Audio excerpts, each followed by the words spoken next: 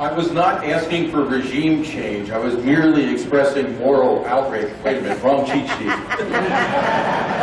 My name is Curt Brennaman. I'm running for State Central Committee with Bart Holdell, who you met earlier, in Senate District 8. And so when Mark is talking about board members that do whatever they're told by the Ohio Republican Party, that's who we're running against. Both of ours are long-term GOP people who do whatever they're told. So what is that? As Mark alluded, the State Central Committee acts as the board of directors of a company, right? So they're the ones that set directions. What are the key principles? What's the platform? What should be working toward?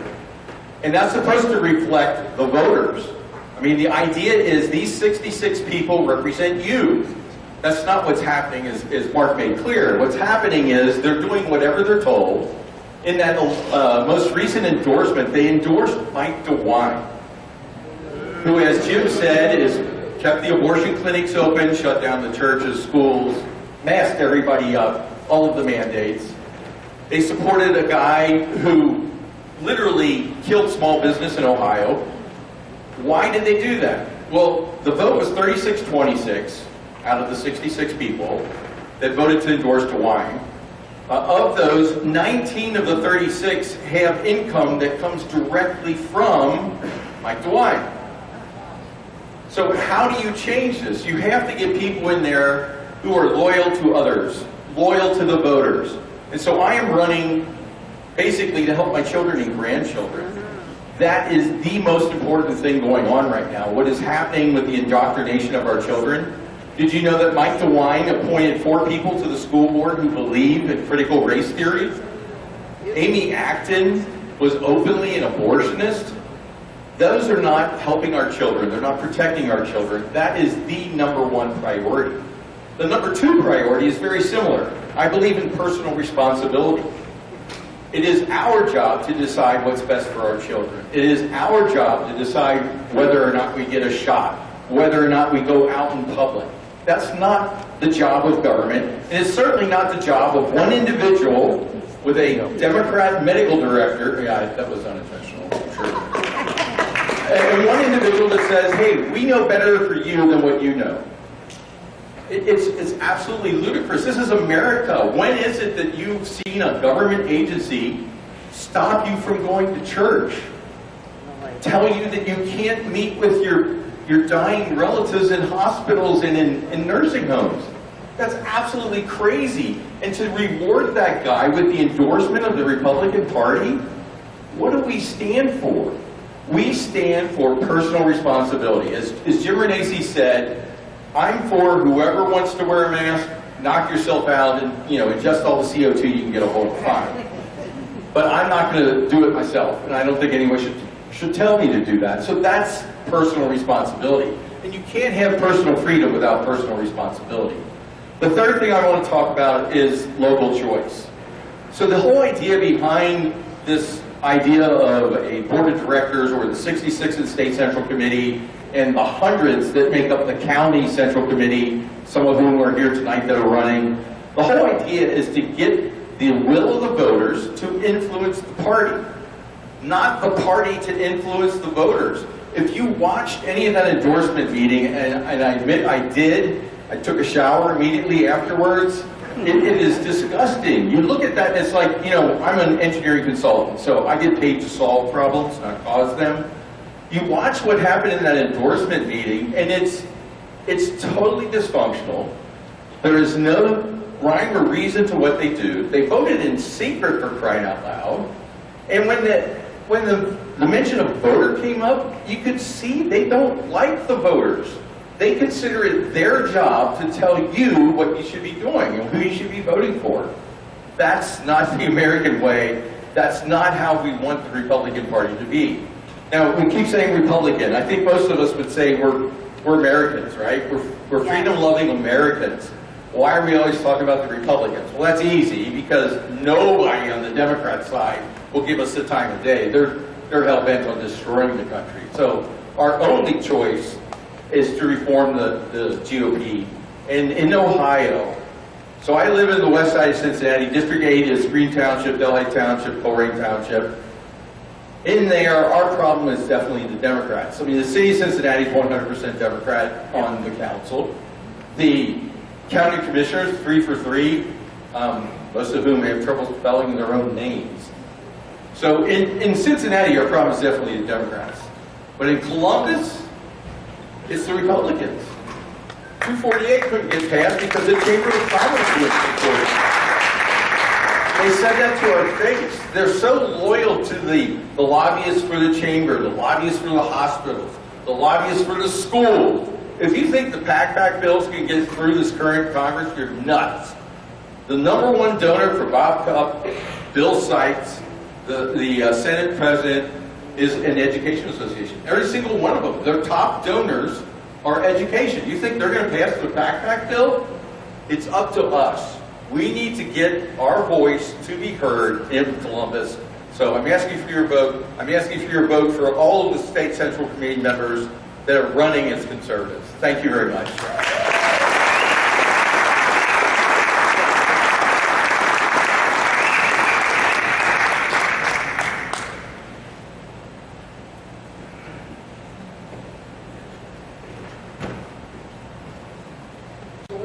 Should I use this mic or this mic? Doesn't matter. Okay. Can you hear me? Yes. Okay. Keep it close. I'm noticing that. We have to have it right up here. So, I'm Lori Byers, and I want to talk to you. Thank you. I want to talk to you about Central Committee, County Central Committee. Many of you are running for that, and I also want to just mention why I'm running for State Central Committee. Now, the dates are still a little in flux. Tuesday, May the 3rd, will be the County Central Committee. How many of you in here are on County Central Committee for your county, or you're running for County Central Committee? Stand up so we can see, so everybody can see. Excellent. Excellent.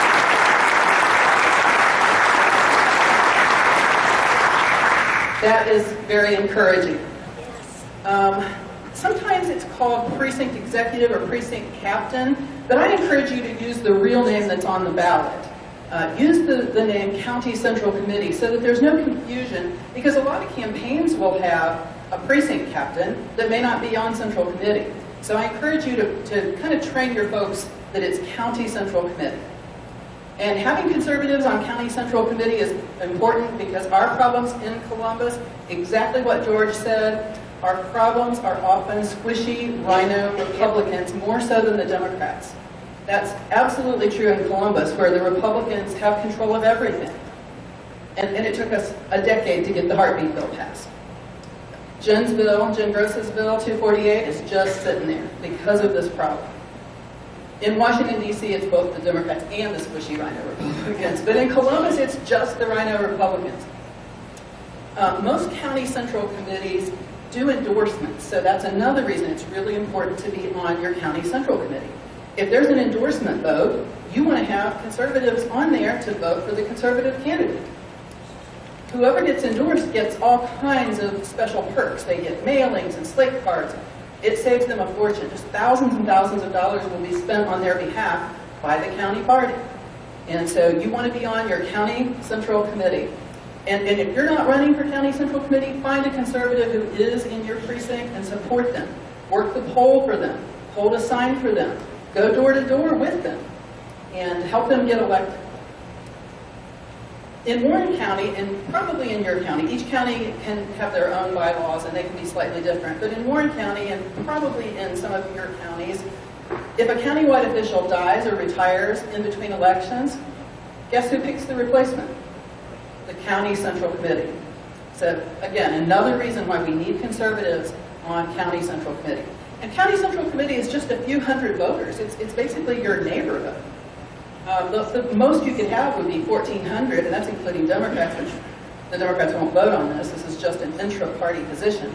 So I pulled a list the other day for a Central Committee candidate in Mason, and it was 149 Republican voters. When we took out the duplicates for household, it was about 100 households. That's winnable. That is doable. So be sure and visit the table. Linda, where is the table for the Central Committee helping materials? Right up here? See, look at everybody over here. Stop there. All of you who were standing, running for Central Committee, County Central Committee, visit the table. They have all kinds of things that will help you win your race. Now, the same reasons you should run for County Central Committee is why I am running. Those reasons are the same reasons I'm running for State Central Committee.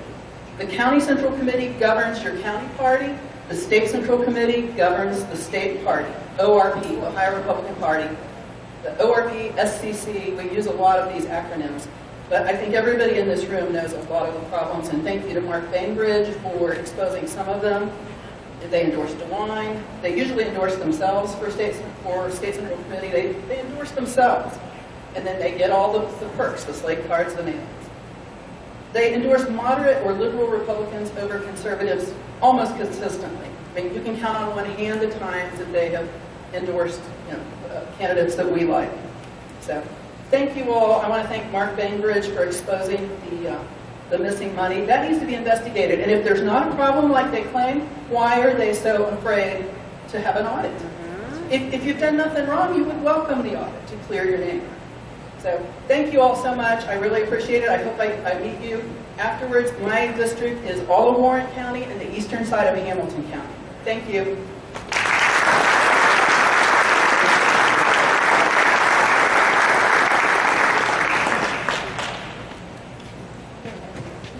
Just a quick public service announcement. So everything that Lori was just talking about as far as the materials for running for precinct exec, it's on the website, restoreliberty.us. If you go there, on the front page, it'll say Precinct Executive Process. Click on it. It'll give you all of the material on what you need to do. It'll take you to the PDFs of what you need to file. It's all there. Also, there's a donate button in the top right corner to help with stuff like this. There's donation buckets on the way. Any help you can give would be greatly appreciated. But you can get all of the information at that website. The QR code there works as well. RestoreLiberty.us. Thanks. Wow, what a turnout.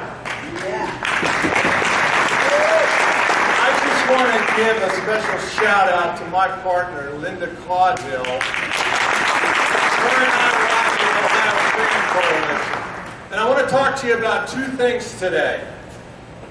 First of all, the Advantage app that I've been using when I go door to door for Jim and Joe and John Adams and George and also Barbara Holwedell, and also the value of speaking to a voter at their door face to face. Jim talked a little bit about the phone poll and the great results that we're getting from that and how powerful that is. What's even more powerful is when you knock on somebody's door and they answer and you get a chance to speak to them for a few minutes about your candidates. I've been doing this for a long time. I actually started campaigning for McCain back in 2008. So I know the value of this. It's very, very powerful. I got involved because I cannot stand the Democrat Party. And now I am flat out furious at what they are trying to do to our nation. And we've got rhino establishment Republicans enabling them. That's what we want to do. So I'm encouraging everybody. I'm over there in the corner. I'll show you how to use this app. But I'm encouraging you as well to have the guts and just the confidence in yourself and your candidates to talk to voters in person, because we can reinforce what that phone poll has already done, and we can win this thing for Jim and Joe and John and Barbara and George and Lori and anybody else who's running for Central Committee or any statewide office. And folks, it's not that hard. The hardest thing about this job is developing an exit strategy, because people are going to want to tell you their life story. So I encourage you to come see me over there at the table. There's a gentleman here in a blue suit Ron Polacco, he's around here somewhere. He can help you download the app off of the Apple, whatever it is. I'm challenged electronically, and I know how to use this. It's awesome. And also, you don't need to carry around paper. You do it all on your phone. So thanks, everyone. Have a great day.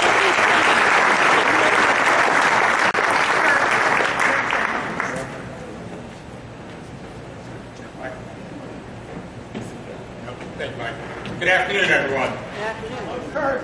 My name is Curt Hartman, and I'm a former township trustee here in Claremont County, and most recently served as a common pleas court judge in Hamilton County.